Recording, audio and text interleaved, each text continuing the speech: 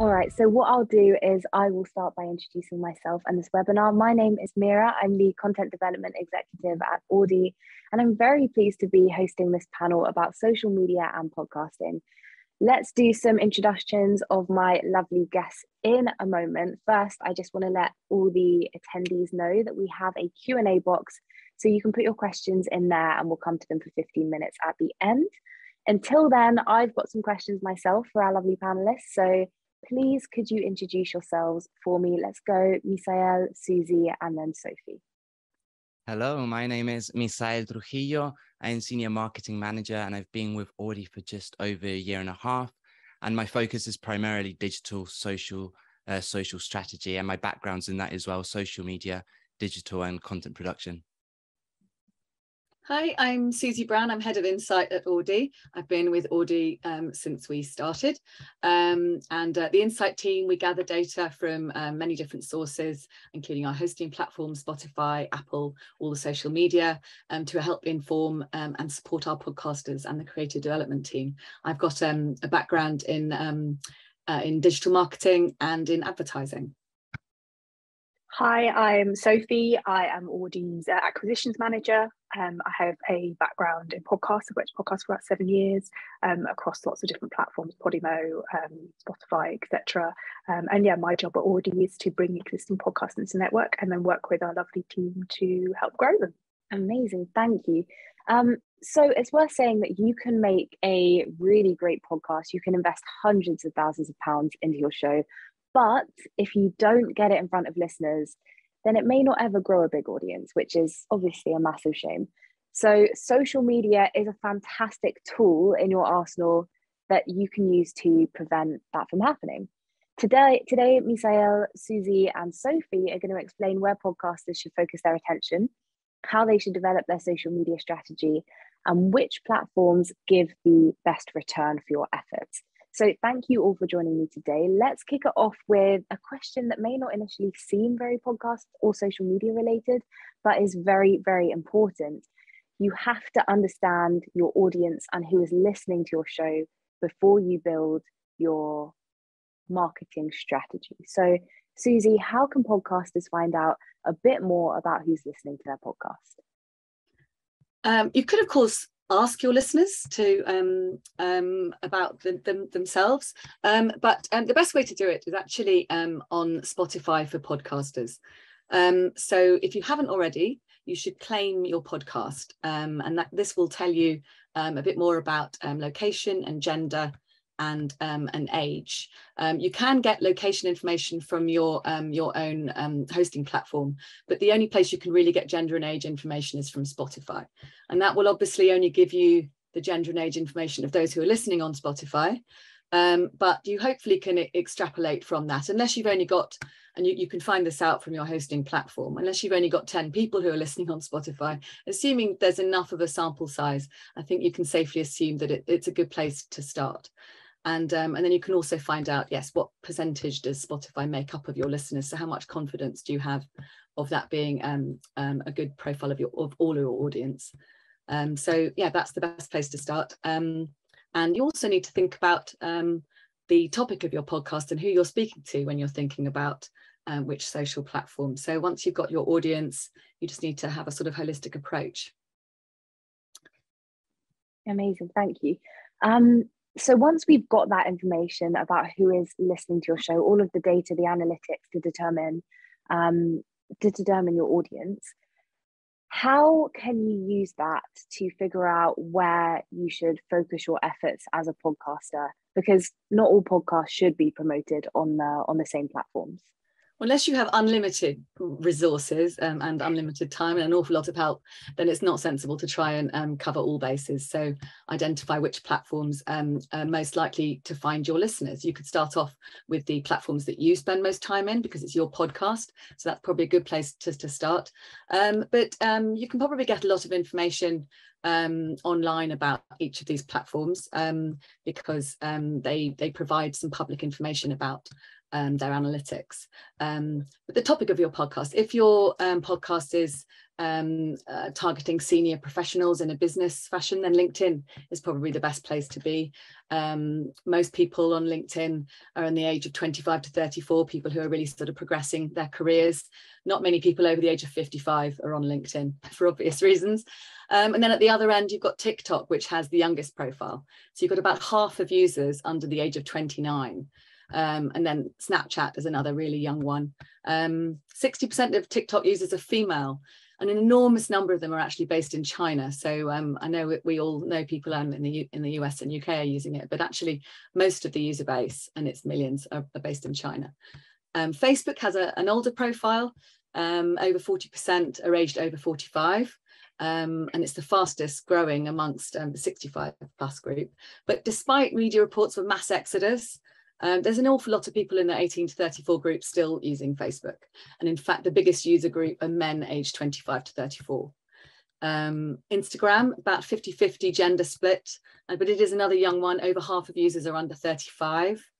Twitter, 56% are men. So it's, and 60% are aged 25 to 49. So it's quite sort of middle of the road. It's most popular in the US. Twitter, and I guess a lot of mostly English language speaking countries.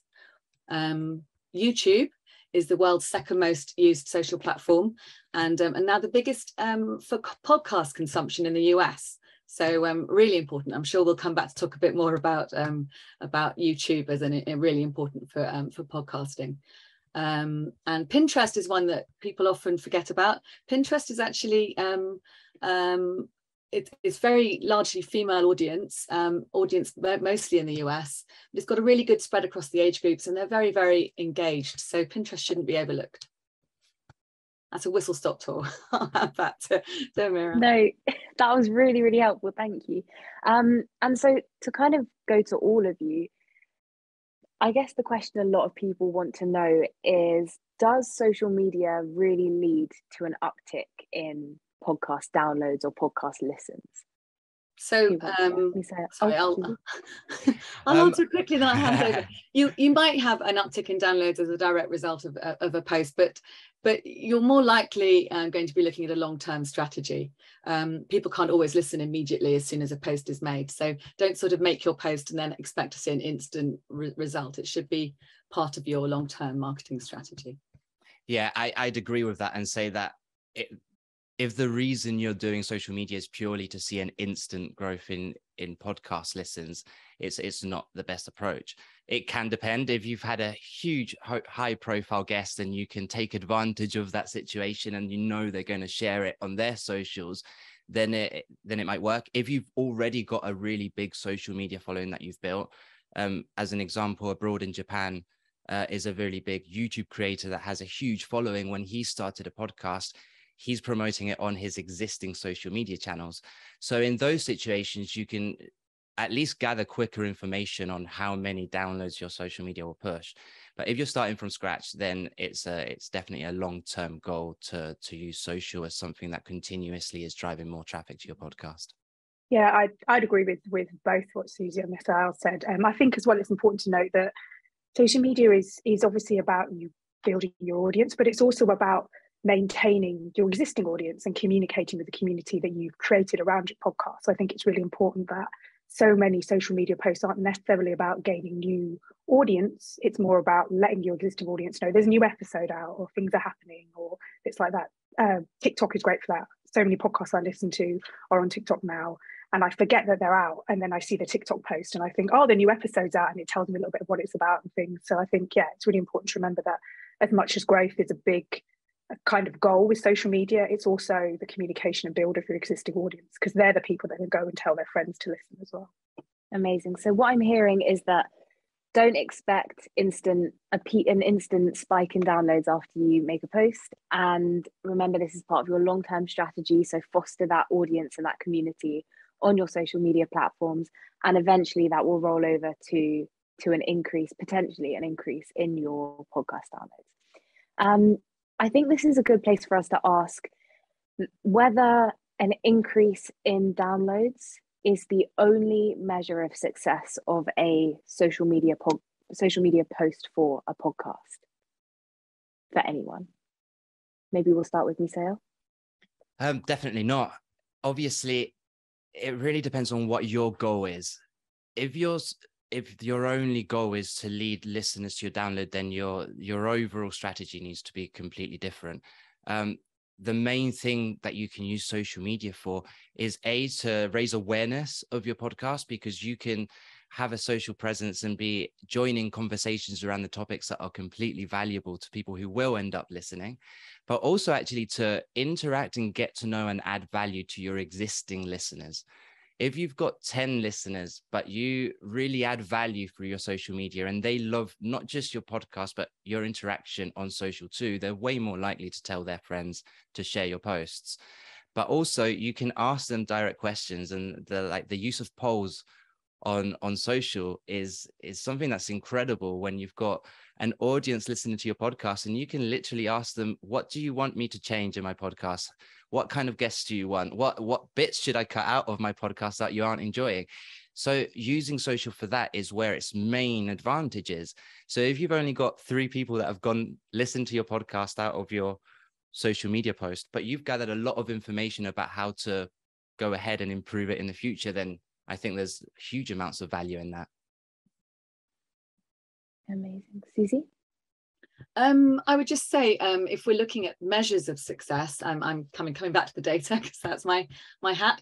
I would say that engagement as an umbrella is what you're looking for. So, and there's lots of different measurements of engagement. So you want to look at your followers, your likes, clicks, shares, retweets, replies, comments. They'll be slightly different for each platform, and each platform has really, really good analytics. So there's Twitter analytics, Facebook insights, Pinterest analytics, Instagram insights.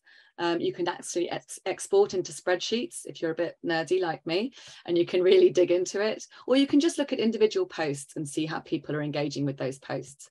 And on the back of that, you can really start to see what is working best for you. You'll probably find that images and videos work more strongly than pure text. We used to find often that that questions, anything which really draws people in, are really good to prompt some answers. You might want to look at whether short posts or long posts, what time of day you're posting, what day of the week you're posting. Just really all of those metrics are really, really important. So definitely not just downloads. And you can really learn from all of that. So as you go forward, you'll learn what isn't working and what is working. Sorry, I thought I'd taken off mute, but I hadn't, but it's fine. Yeah, again, like I said, agree with all the guys. And another thing I think to think about when you're thinking about success is obviously we monetize podcasts here at Auddy. So we put advertisers on for you to help you obviously gain revenue and invest that back into your podcast. And I think something that's really important to note is that we use this word over and over again, but engagement, because you could have 100 listeners, but only one of them will buy the product that you advertise. Whereas you could have 50 listeners and 10 of them buy the product that you advertise. And therefore the advertiser will come back and work with you, even though you have a smaller audience, because it's more important to them that you know your audience and you can engage with them and you can sell, push, or recommend whatever it is that we're asking you to do. And I think that's really important, that as much as numbers, it's very much a numbers game today. People feel like it is, but it isn't. It's very much to do with your community, your audience. And if you know them well enough and can sell to them and can get them on board or bring them onto things, then that's a completely different type of goal to just download numbers. I think that's a really important thing to touch on. Revenue in podcasting is a really important thing for some podcasters, not all. If you want to make money off your show, building an audience that trusts you doesn't just happen through the audio of a podcast. It happens on social media. And it's about building a community who get to know you, who trust your recommendations. So when you partner with a sponsor or you bring an ad on your show, they'll say, well, I trust my host, so I'm going to trust this brand slightly more. It's like an ecosystem. The podcast might feed the socials might feed the podcast, but all of it is very important. A quick one, do all podcasts need a social media presence? I think it's difficult in today's age to not have any social media presence at all. That being said, it doesn't have to be an obvious podcast social media. in Auddy, we deal with private podcasts, for example. That could be that the social media presence is being available to deal with interactions that come in through the company's social media account, and that's the email address or the social channel you're leading people to. I think the question becomes more, where should you be? Like this, anyone who's a creative or a content producer or anything now is not just that one thing. They're also their own marketeer, they're all audio person, video editor, like especially if you're starting out. So you have to use your time efficiently. And I think the question becomes more, should I be everywhere? As opposed to, should I be on social at all? I think the answer, should I be on social at all? Yeah, you need to find your audience, unless you've got that audience magically happened already. But yeah, the question becomes, where do you devote your time? And are you just trying to push out a message that no one wants to hear for the sake of being everywhere? Because that's not going to be the best course of action. And you may find that that you start off thinking that your listeners are in platforms A, B, and C, and actually A doesn't really work for you. So so then you can change that strategy. You don't have to just keep sticking with it. If B and C are really working for you, then you need to focus your time there. Spend your time with your community and your listeners, and develop those communities, rather than keep talking into the ether when people aren't answering. Amazing. And I do think it's important to note, it is hard to manage a social media community, as well as, and that's because it's not just about producing posts that are of a really high value, really high quality, that your audience engages with and loves, and you're constantly measuring, did the post do well? Is this the type of content they want? And you're interacting with people. It does require time and effort. And so spreading yourself very thin across many, many social platforms is probably not the best way to go when there's just one or two of you. It's probably much better to focus your efforts where your audiences are and where you're seeing, and where they ask you to be.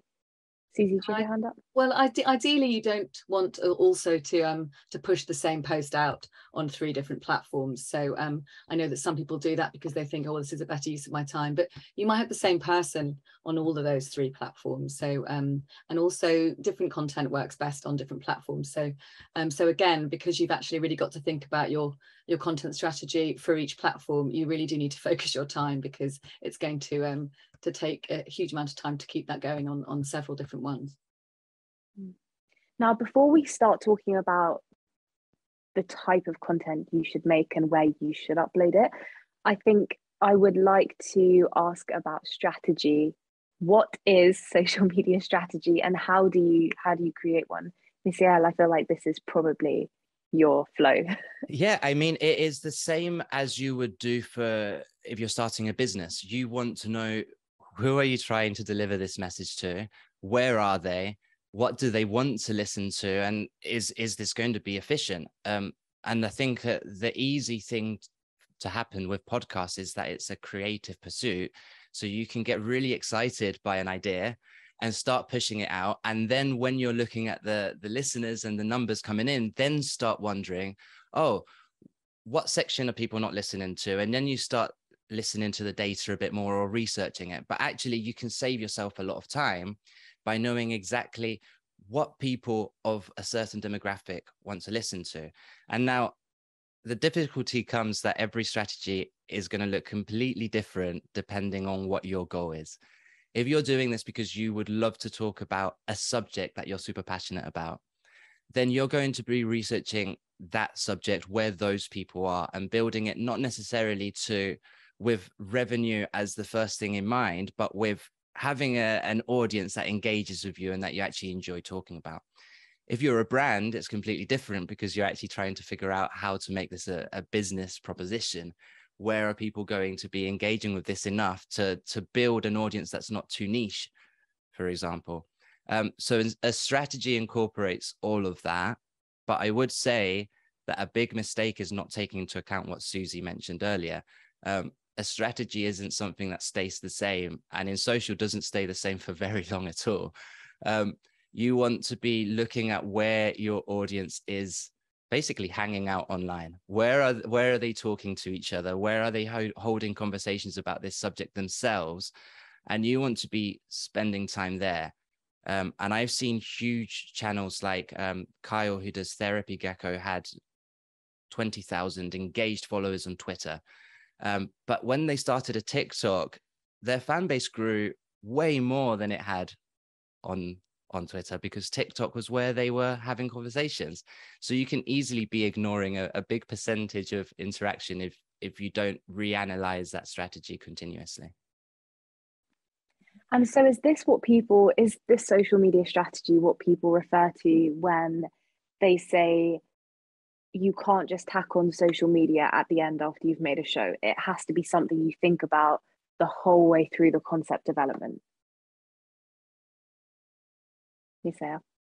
Yeah, absolutely. I was seeing if anyone else had anything to add on that. Yeah, absolutely. I mean, I think that adding it on at the end causes you to have to redo a lot and can make you look quite unprofessional, because that redoing might actually be restructuring your podcast altogether. It might be having a different type of tone of voice, host, sections in your podcast. So saving that and doing it before you've released episode 1, ideally, is the best course of action. Otherwise, like we say, well, no one's got time to be doing work 2-3 times when we're living in our society, and we're struggling to find time already. Yeah. Okay. Susie, I think I saw you raise your hand. I was just going to talk about tone of voice, which Misael then immediately covered. So I unraised my hand. Okay, perfect. So that's interesting. It's not something it's not just, oh, I've made my show, now I'll make a few posts about it. It's incorporating that into your strategy from the very start, into your idea development at the very start. And something I will say, as a content development exec, I will create ideas and write up treatments for podcasts. So, and then we'll take that to a company and pitch it to them. And that lays out exactly what the podcast will sound like, what the format will be, what the content will be.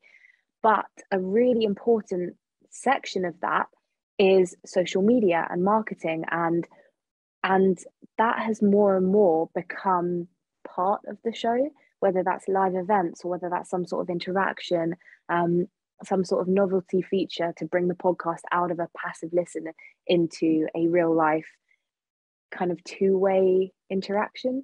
And so social media is very powerful, and I completely agree that it can't just be tacked on at the end. Now I think is a good place for us to talk about platforms. Susie, you mentioned a few different stats at the beginning, talking about where certain demographics are. But do you notice any particular platform showing a great return? You know, that might be high engagement or conversion to podcast listeners. Misael, you mentioned TikTok increasing Kyle's community very drastically. So any particular platforms showing great returns? Certainly, talking about engagement, TikTok has the highest engagement rate per post than any other platform. I'm not just talking about podcasting, just generally the engagement on their posts. And YouTube also has extremely high engagement levels. Adding video just instantly does make it more engaging. When you're sort of scrolling through social media, if you see something moving on your feed, it will sort of make you stop in your tracks. So even if you're not doing a video recording, you could consider still doing video posts for your social feed, which I'm sure Misael will be talking about in a bit. The other thing that can be extremely engaging is Facebook groups. I know Facebook can be considered quite untrendy now, but creating a Facebook group as a community for your listeners to meet and engage is really, really powerful. And certainly I've seen some podcasts do it to great effect, where the group has a life of its own and they meet offline. So it has to be for the right kind of podcast and the right kind of community. But yes, those are probably extremely engaging platforms. Yeah, I'd add to that, just to the Facebook groups. Discord is another great one that people are using to incredible effect. And you can give the community a lot of power to use it. Again, there isn't a answer that fits everyone. And I think it's important to take that into account, because Discord takes a lot of work to set up. But if your audience is someone that, for example, creates, then they've got the capability of being on screen in a room creating together, and they've all come together because of your podcast. But you don't necessarily want to be spending your time on that if it's not necessary, and you can use a Facebook group instead. So yeah, I think that TikTok is one that's super interesting, and that needs to be looked at. But again, don't chase where people are. Look at where your followers are and go to where they are. Yeah, I think I'd throw Reddit into that discussion as well. Like, there's so many amazing podcast kind of groups and communities that are forming on Reddit now, and from what almost to me still feels kind of very old school message board style, it's great that the interactions people, and I actually find quite a lot of new podcasts on Reddit because people really dive in and become quite passionate. So yeah, again, as Miss and Susie said, it's about finding the tools that your community use and how they'll interact with them better, and some sit on Reddit, some sit on TikTok, but yeah. Interesting. And I think we will cover Reddit a little bit more in a couple of questions time, because it is such a powerful and established platform that people, or a lot of people, don't really tend to make full use of. So I think there's really exciting potential there. Before we get on to that, I would like to touch on audiograms. At one point in time, it was the height of social media, podcasting social media. But now, and I think this is partly to do with the dawn of TikTok, we realized that if you are going to create, and for people who don't know, let me explain what an audiogram is. It might be a still image and a waveform that moves, and you might have subtitles, and the audio to that clip will be a section of your podcast, something like that. And they were everywhere at one point in time. Every podcast was like, well, I need a social media post, what will I post? And it was just a clip of their podcast set to this waveform in a picture. And now we see that there's great potential to do other things. Are audiograms dead? Is that time gone now? I mean, I wouldn't say they're dead. And I think it's I mean, my personal point of view is that, again, you're expected to do a lot to promote a show, right? Not everyone's got time to do all of that. In an ideal world, you wouldn't be using audiograms because they're not as engaging as someone talking to you, to your face. But I completely understand that if someone's working a full-time job doing a podcast and trying to get it off the ground, an audiogram might be their only route to getting a message out there. My one word is overuse. Like, if your Instagram page or Twitter becomes just audiograms one after the other every time you release an episode, and you're not giving your audience anything else, then you might as well not use audiograms, because people will quite quickly switch off to them and become blind to the content. So then maybe this is a good opportunity for you guys to talk to me about types of content that podcasters can and should be creating for their shows. Misael, you just mentioned that variety is key. One type of content all the time is probably not providing the most value for your audience. So what can they be doing? What should they be doing? They should be creating an assortment of different kinds of content, so that you're not just bombarding people with, my latest episode is out, here's a clip from my next episode, so that you actually engage with the community. So we're not one-dimensional people. We don't just want to talk about podcasting all day, and nor does your audience. So actually, if you've got a comedy podcast, you can share fun things, maybe do a poll about something, really get people involved and engaged and talking to each other. And make sure that you respond to anybody who sends you a message. Make sure that you keep that conversation going. So ideally, your social media feeds should be an assortment of all sorts of things: conversations, funny things you want to share, memes. Just keep it really lively. Be a feed that people want to come back and revisit. I think as well, well, obviously, like you said, we're all at risk of death by audiogram, but when done right, audiograms can be a very useful tool. I think the thing that a lot of people get in the habit of, and I get it's a time thing, it's maybe a competence thing, of just sticking your podcast artwork up and then just putting an audiogram over the top of it. That doesn't tell me anything about the episode that you're promoting. All it tells me is there's an episode out, and then I have to listen. Whereas excuse me, if your audiogram has a picture of the guest that's happening that week and those kind of things, then I'm automatically drawn, before even listening to that bit of audio, of knowing who the guest is and things like that. So it's really important that we know how we death scroll all day long, all of us do it, and we've got that millisecond of attention to grab. So if it's just artwork, I probably won't stop, but if it's a picture of a guest of somebody I'm interested in, I'll stop and I'll listen. So I think it's really important that, you know, some people don't necessarily feel very competent in making social media assets, and they do use, you know, great tools like Headliner, but making sure that if you are going to go more down that audiogram route as well as video and all the other things, that you make sure, what can I tell somebody in a picture in 1 millisecond that means they'll listen to the audio. And I think that's a super important message to get across. And it does go back to the conversation we were having before about having a strategy. Hopefully you're not thinking of what kinds of contents you need to be putting out once you're struggling to know. Hopefully, you know, and it's really easy to become jaded and just be doing the same thing. But look at what your favorite podcasters do on social. What makes you stop? What social posts do they like? Generally, it will be a variety of things. But my one advice, especially if time's a consideration, is to streamline your content making process and think of it from start to finish. Tim Ferriss talks about this a lot in regards to productivity in his book, The 4-Hour Workweek.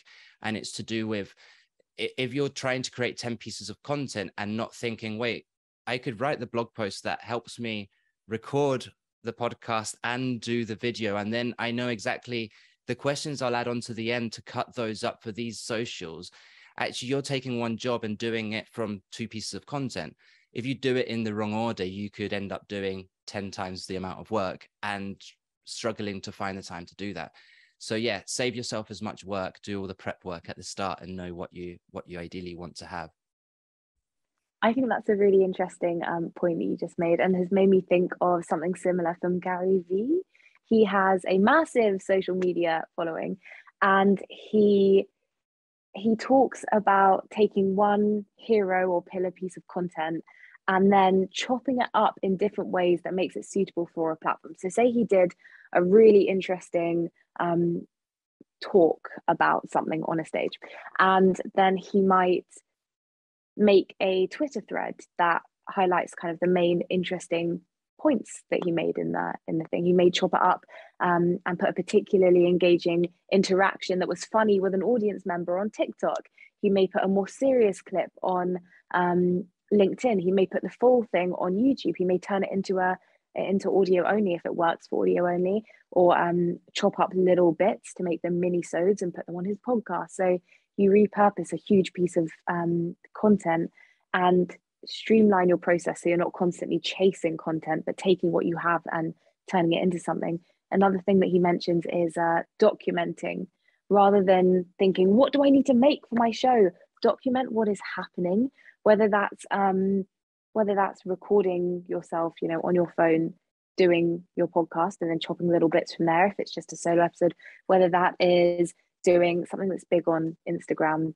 I haven't been on Instagram in a while, so this may show my how in touch I am with the kids.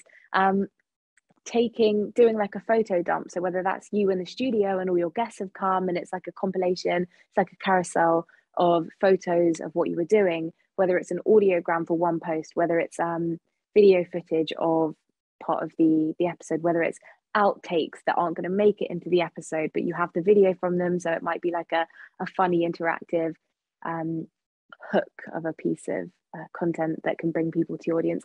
I think what Misael said was really important. Like, look at other podcasts and their social media and make a list, like save all the links, screenshot, write down in bullet points, like, this is really interesting for this reason, I love this piece of content, and learn from it and make your own post. Susie, sorry, let's go to you.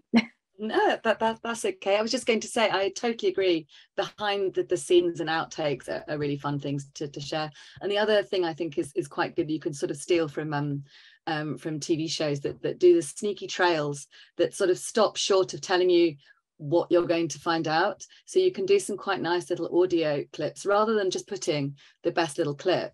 You actually cut the hero moment off. So if people want to hear the whole thing, they've got to hear your podcast. I think that's quite a clever way to do it. It's a really good tease. Yeah, and I think Diary of a CEO does that on their TikTok. It'll be like someone's crying and it will be like all these quick cuts between it. and they'll say, you know, I never knew this moment was going to take me here, and then they chop it off just before you get to find out why. Then you have to go and listen to the show. So I agree. I think thinking of the podcast as a world, it's not just the end product, it's not just an audio piece of content, that you're building a little world with this little community in it, and there's all these bits of value that you can provide. If you are getting great engagement on social media but you're not seeing an uptick in downloads, what do you do? I mean, I would say ask your audience. If you're getting really good engagement, they will tell you what's wrong with your podcast if they're already engaging with your socials. I think the main situation you'd see that in is either if you've got really high profile guests, but for some reason, well, one thing that happens is high profile guests, for example, do a lot of PR at the same time. So if you've got a guest and you're releasing an episode at the same time as they've released a ton of other episodes, it might just be a timing thing. But if you've already got a big social and they're not transferring through to your podcast, it's because then they're not getting what they want out of that podcast. And I'd put almost money on the fact that you'd see a big drop off in people listening. So actually they'd listen to so many minutes of the podcast, and then you see them dropping off and they're not coming back and listening again. Once that's happened, it's you're playing at trying to win people's trust back again. Like, you've lost their trust, they've given it a go, now they're seeing you post about new episodes, they don't want to go on. So do a poll, ask them directly, what would you like to hear, what kind of guests would you like, what sections should I cut out, and make those changes as quickly as possible. I'd say. Let's talk about, we touched on Reddit with Sophie earlier. What about social media sites that aren't visual? Reddit, Twitter. I spend a lot of time for industry or podcast related stuff on Twitter and TikTok. Obviously TikTok is very visual, but Twitter is equally a very effective platform to communicate with people. How can podcasters make the most of these non-visual platforms, and what kind of content have you seen that is really good, or could they be putting out there to entice an audience and build a community? Sophie? I think one thing that's really important to mention with like Twitter and Reddit and those platforms is a lot of people got into podcasting because they don't feel very comfortable in a visual space. They don't want to make videos, they don't want to be on screen, and there's millions of podcasters who don't want to do that. Audio is their space and it's where they feel comfortable. So I think it's really great that these platforms, you can use those platforms to your advantage if you don't feel comfortable putting yourself in video or doing your behind the scenes clips or whatever. And I think a really great way to, I mean, Miss will talk more about this being the social media king than I am, but I think a really great way to engage is to, those platforms are brilliant for communities. And I always say this over and over again when I'm having conversations with podcasters about starting to grow your audiences. Your podcast can't exist in its own little bubble. It won't go anywhere. You have to start looking at what other podcasters and other people are doing in your space. A really good example is the parenting space. So if you're starting we have a podcast on Auddy called Two New Mums, and the girls are great at following other parenting podcasts, engaging with them, commenting on their posts, retweeting their posts. They are really in that community. And there's a brilliant tweet, I think, that came out this week, I'll find it for you, by a great podcast marketer called Ariel Nisblatt. Sorry, Ariel, if I pronounced your name wrong. And she did a brilliant thread about how to engage on Twitter and in social media with your podcast. And one of them was find the people in your space and set yourself a task to follow 5 parenting podcasts a day. And then once a week, you have to retweet 3 retweets. You have to send one of them a message. And this is your process. And I think it's really important that, particularly, I suppose, in Twitter, I'm talking about now, that space that you have the ability to engage in a non-visual way if you don't feel comfortable. Reddit, again, brilliant for communities. You can find everything and anything on there. As weird and as wonderful as Reddit can be, and it can be very weird, it's a great way and an open place for you to start building conversations, trust, polls, questions, all those kind of things. So yeah, I think, I just wanted to say that if you're on this and you're thinking, I don't really want to make videos, or I don't have the money to buy the equipment to make things, then those kind of spaces are great for you to engage with. Yeah, absolutely. I'd agree with that. I'd also say that burnout on social media is a really, really real thing. So the importance is in finding an audience and engaging with them. So I think that if you don't have time to do everything, then actually starting and looking at places like Reddit and Twitter and using their search functions to see what conversations are already existing are a great way to start letting people know that you're part of that audience, not necessarily preaching to them, not just saying, listen to my podcast, here's the latest episode, joining those conversations when it's relevant. And there's the perfect answer to one of those questions is in your podcast, then maybe sharing that little clip and saying, oh, I recently talked about this. But that's why I talk about burnout, because this isn't a social media can't always be used as a pure sales tactic. Like if you're just in sales mode and you're pushing your product down people's throat, it doesn't work as well as if you're a genuine human being who's interacting with something you're really passionate about and in that community. Reddit is beautiful for forming that community and for finding conversations that are happening because of we say non-visual. I think both Twitter and Reddit can be used very visually when appropriate. But at the same time, you can have an Ask Me Anything where people go on and can literally ask you any question and they're on there for a few hours. Those things are really difficult to do on YouTube or TikTok if you don't like, as Sophie said, being in front of a camera, and they can be really draining and time consuming. But you can be on a journey home replying to threads on Reddit and using your time quite effectively. Amazing. I apologize. I don't know if you guys can hear that, but a big truck has pulled up outside and it is grinding something. The perks of working from home. Now, I can't remember if this was Susie or Misael or Sophie who mentioned this to me previously, but with Reddit, you cannot go in there guns blazing marketing your show. Can somebody just quickly talk to me about how you have to earn that opportunity? Susie, go ahead. Reddit have moderators for each subreddit threads, so they'll jump on you very quickly if your first comment in a thread is pushing something that you've a service or a product or your podcast, and they will delete your post. It won't ever be seen by anybody. So that's why what Misael was saying about be part of the community and join in, participate. And if you're an accepted member of that community, and then you say, yes, I've got something to add to this, and I think that it will be really useful to you, then you can talk about your podcast, and that will be an acceptable way to do it. But you can't just jump in and use it as a marketing thread. You have to contribute. The moderators are quite hot on things like that. There's a lot of rules. Yeah, I think people really care when they're part of a group and they spend a lot of time on it. And the other thing that's really interesting is the upvote function with Reddit, which means that it's basically acting based on your goodwill.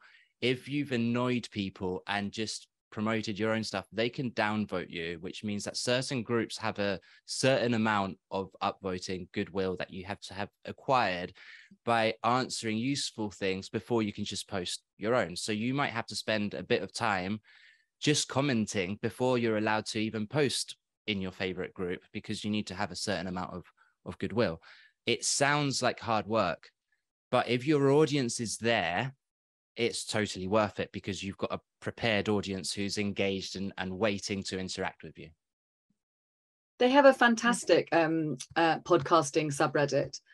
So if you haven't been there yet, you should definitely go and have a look. There are some fantastic questions that people are posting. People are asking, I really love true crime. What should my next podcast be? And then there'll be a whole host of answers. There's definitely a really, really active community there just waiting to find out about content. But like Misael says, you have to earn that right to promote your own podcast. Great, thank you. Now we've got 15 minutes left and we have had a few questions come in. Just a reminder to anyone listening, you can submit a question through the Q&A function. One of the first questions that we've got is about YouTube. There is a lot of buzz about YouTube having a dedicated podcast page, but what about podcasts that don't lend themselves to video? How do those shows compete on YouTube? I assume that's things like complex narrative storytelling podcasts and experimental audio, things like that. Who would like to speak about that?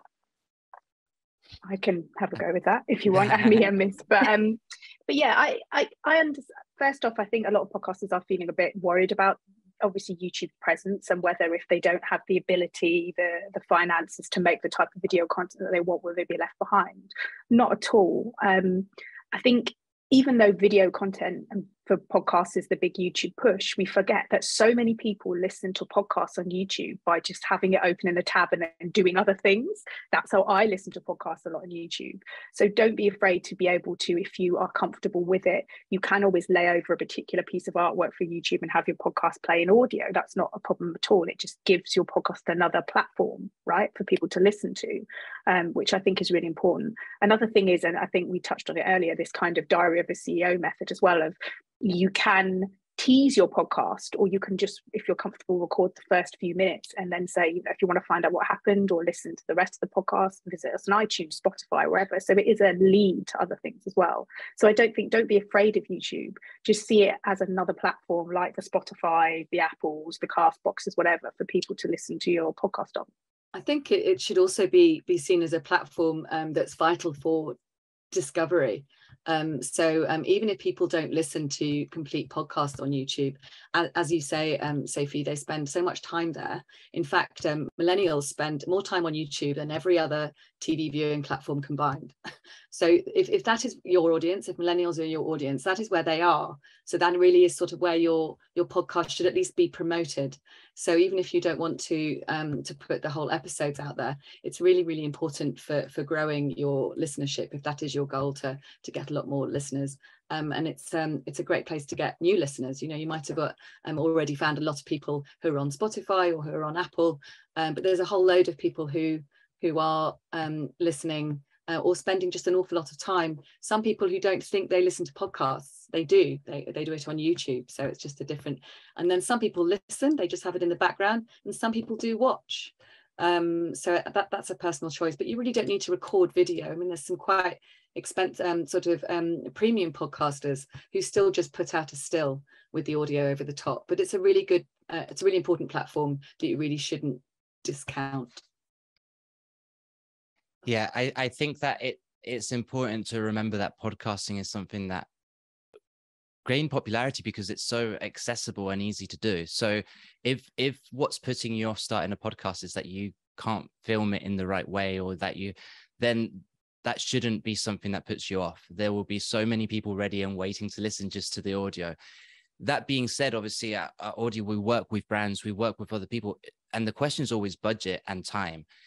If you've got time to build the visual aspect into your strategy, then 100% do. If there's nothing from stopping you, it will only further what you can do, because your social content's then prepped, you've got everything you need. If it's narrative driven, you could do that by creating an animation, or by doing you can do something new with it. And there's great examples of people that create animated podcasts. In fact, the Midnight Gospel that went on Netflix started as a podcast and ended up as a Netflix animated show.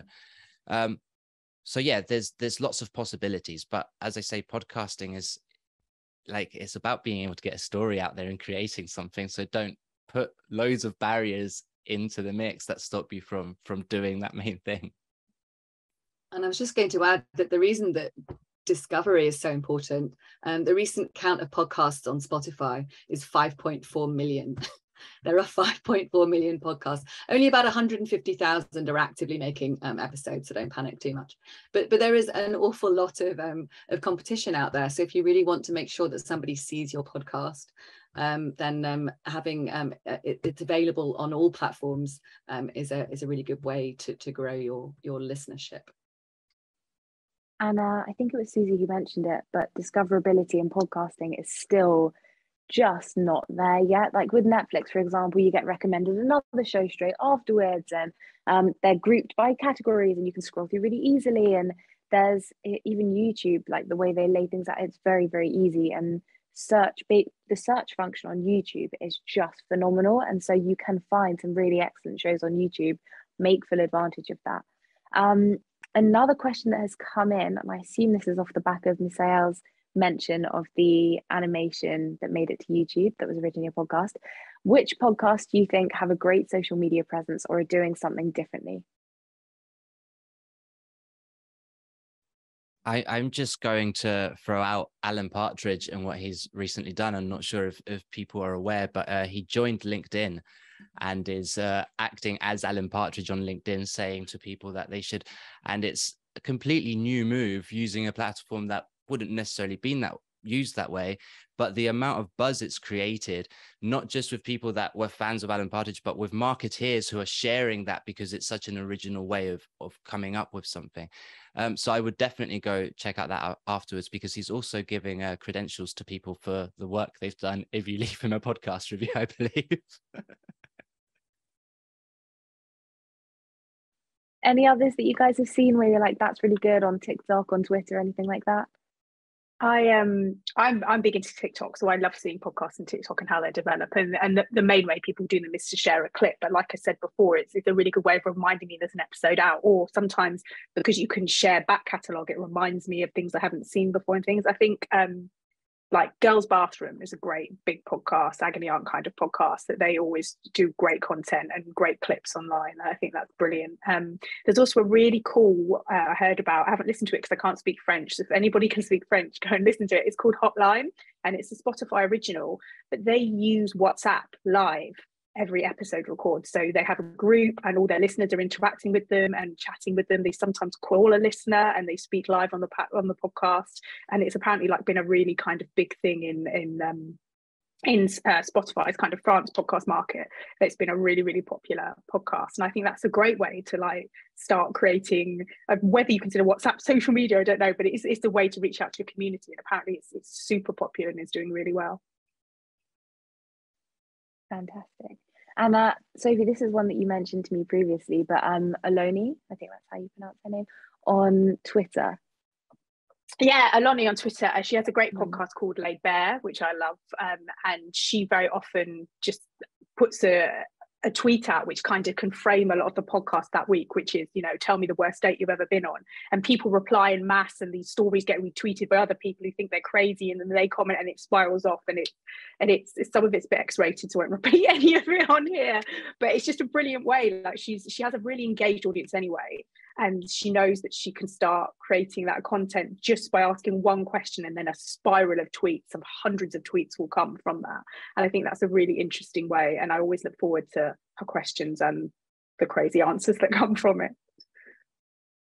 Yeah, I was just going to mention that it's easy just to remember the podcast that had a lot of budget and managed to do really beautiful assets to go along with it when you were thinking of content. But actually, Scroobius Pip and a lot of his network, Dan Lissac has his own podcast too.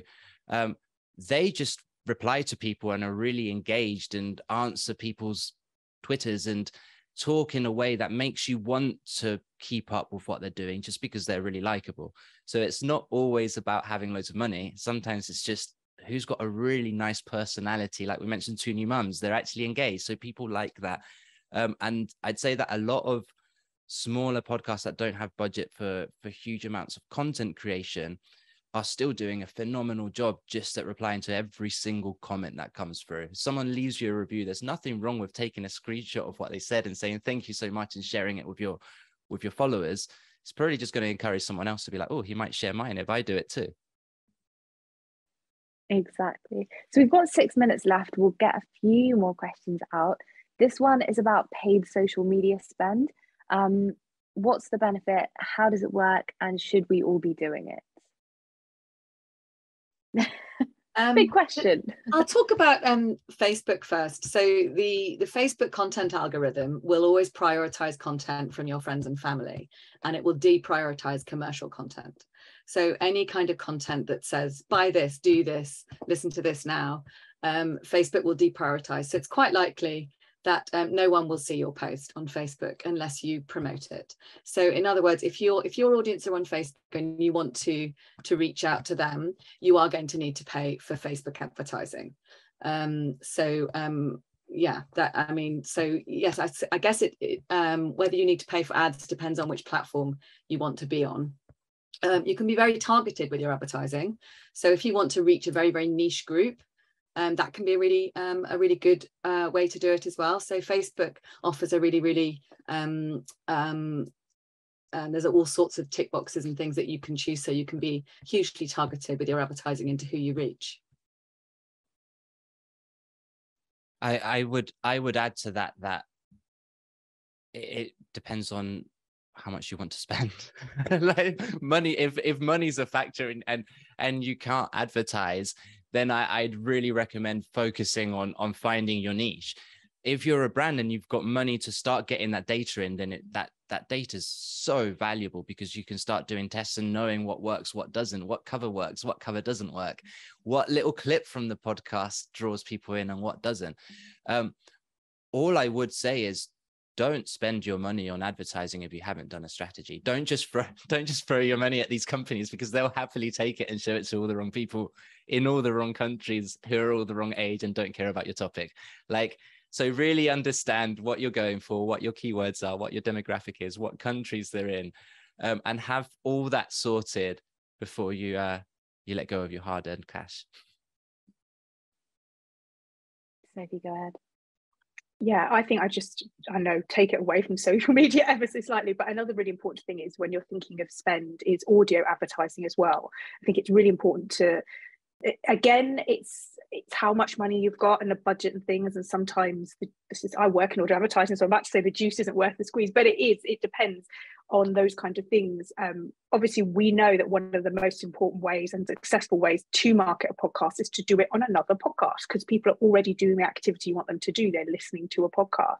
Another thing to do, which doesn't involve spend but is very popular, is promo swaps. I think that's something that people forget. So if you know a podcaster making the same type of content with you, maybe with the same kind of audience size, you can reach out and say, hey, do you want to talk about my podcast at the end of your podcast? And I'll talk about your podcast and recommend it. And I think those can be so much more valuable things to explore before you start putting money down. I think it's so important to explore those kind of avenues first. And for the content swaps, I mean, you can do that on social as well. So like we were saying about two new mums reaching out to other people who are in the space, you can, if you follow people and talk about other people's podcasts on your social feeds, then the chances are they might do the same for you on their socials, and they might have a lot more followers than you. So it could work really well. Amazing, thank you. We have 2 minutes. Let's squeeze one question in. One question. We've got a couple left. Let me choose. We have got, okay, optimizing content. With these platforms that are relying heavily on video content, do you have any tips for making the best video content? For example, how long should your clips be? That's a big question. I regret choosing that for 1 minute left. Squeeze in your tips, people. I'd say have a good look at what the trends are. It will change. It doesn't stay the same. And again, what channel are you on? It's a long question that could take a long time to answer. Say you're on TikTok, I would really look at what's trending and what the length is, because the algorithm changes very quickly, and it goes. But one thing is for sure, it's not long form content on most social. Like, at least until you know what is capturing people's attention and you can keep that attention span throughout the length of time. So I generally say start with 30-second clips and work from there. If you can get up to 1 minute clips and be retaining people's attention and getting high engagement rate, then I think they're probably going to be listening to a lot of your podcast by that point. And make sure you have hooks throughout your clips, so that beginning, middle, end, so that you don't miss a chance to hook them in. Amazing. And by hooks, what do you mean? Just give us maybe one example. Oh, so telling them where to listen to the podcast. Tell them what the hook is. Don't just give them the audio. You need to tell them where you ultimately want to send them to. So I'm trying to be really brief. End it on a call to action. We would love you to do this. We would like, you can listen to our podcast. Not even we would like you to listen to our podcast here when you end it. Amazing. Thank you so much. We have nailed the timing on this webinar. Very, very big thank you to my panelists. Thank you to all the attendees for coming. We really appreciate you taking an hour out of your time to learn about this with us. If you have any questions, you can find us at Auddy. You can search Auddy, or it's www.auddy.co. We'll also put that in the chat box just in case you want to check it out. You can find all of us on Twitter, and also this webinar will be going out on YouTube. So if you signed up, you'll get an email. So if there are any bits that you want to re-listen to that you might have missed or you want to hear again, you can listen to them on YouTube. All right. Thank you so much, everybody, for coming. Have a lovely day. Bye.